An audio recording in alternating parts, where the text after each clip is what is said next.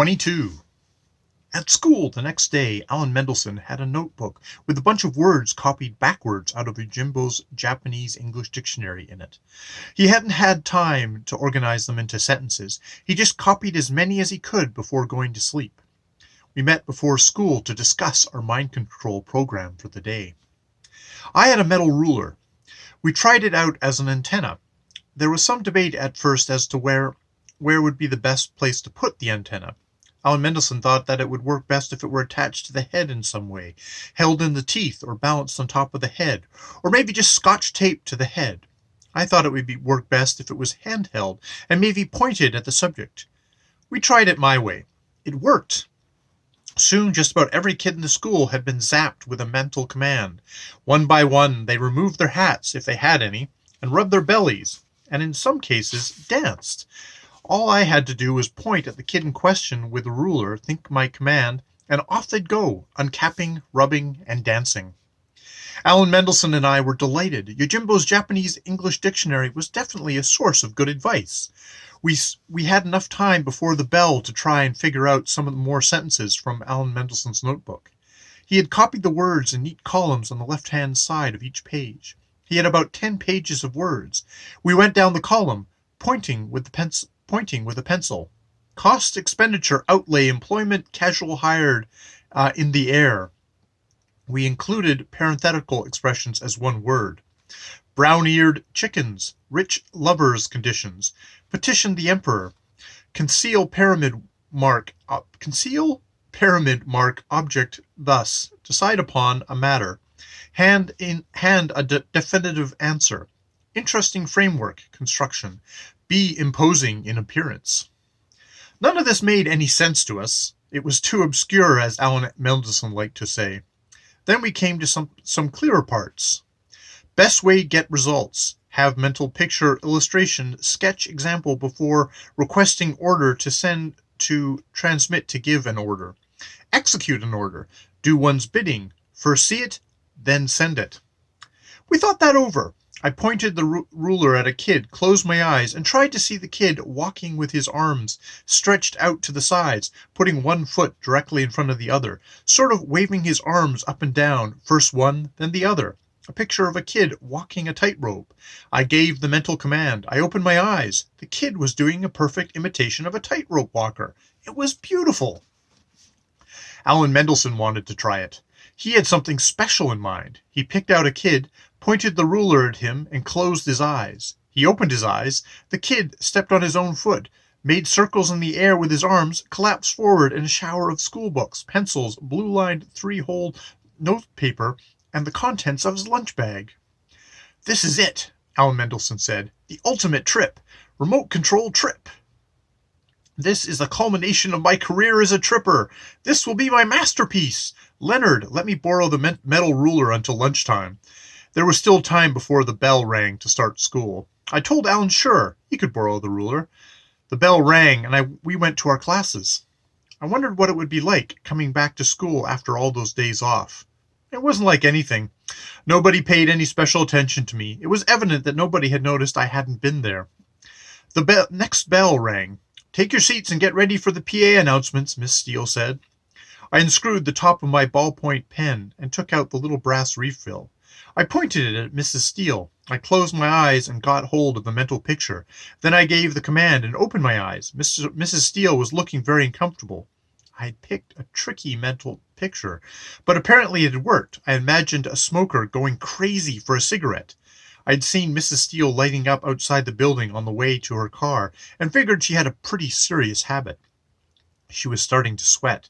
Finally she said, I'll be gone for just a moment. Robert Robson, will you please take charge of the class while I'm gone? She left. I made a mental note to quit fooling with cigars before I got hooked. Robert Robinson was perhaps the most obnoxious kid in the school. He was big and had muscles and wavy hair and no pimples and was handsome in a sort of simpy way. He spent all of his time looking at the backs of his hands, or combing his hair, or making his muscles twitch. He was Mr. Jarris's favorite kid. He would climb those ropes like a cockroach. I pointed the ballpoint refill at him. it was working out just fine as a short-range antenna. I worked up a better mental image for Robert Robinson than I had for Miss Steele. It was somebody who has to go to the bathroom but can't leave the place he's been assigned to stay. This was perfect for Robinson.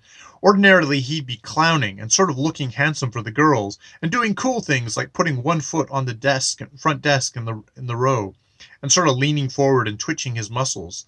Now he had to concentrate on not wetting his pants, and that made it impossible to be funny or act cool or crack jokes, or do much of anything but shift from foot to foot, and try, unsuccessfully, to look casual while doing it.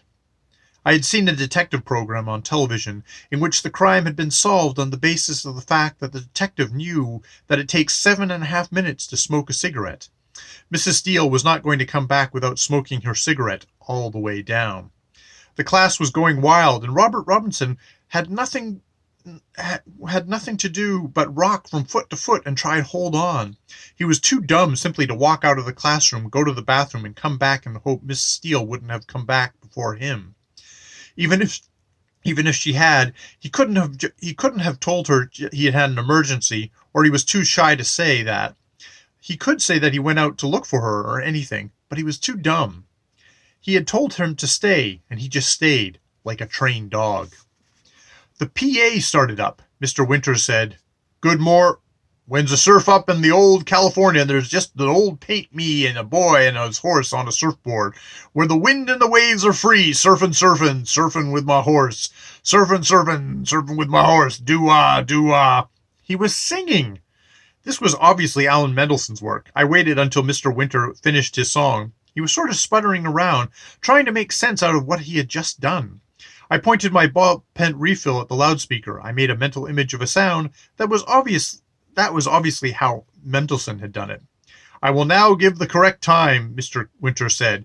"Cuckoo, cuckoo, cuckoo, cuckoo, cuckoo, cuckoo, cuckoo." The whole school was laughing. This didn't make any easier for Robert Robinson. There was a loud click. Mr. Winter had switched off the PA. Miss Steele came back into the room. Robert Robinson ran out without a word as soon as he saw her. It took her until the bell rang to get things quieted down.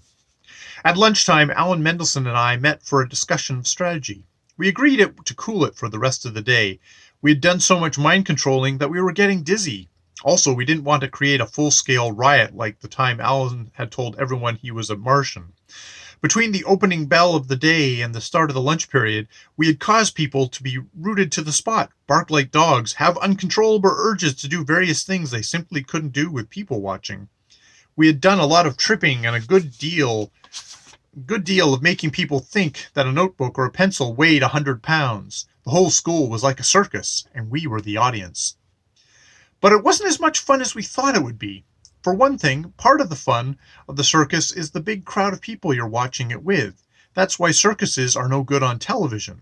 With only Alan and me in on the joke, it wasn't all that entertaining to get people to do funny things. Also, those kids who weren't too stupid to realize something strange was going on were getting scared. A couple of kids had even cried when Mr. Winter was cuckooing. People get scared when they think other people are going crazy. We had decided to cool it. We wouldn't do it any more tricks on people that day, and we would plan something really big for our new power.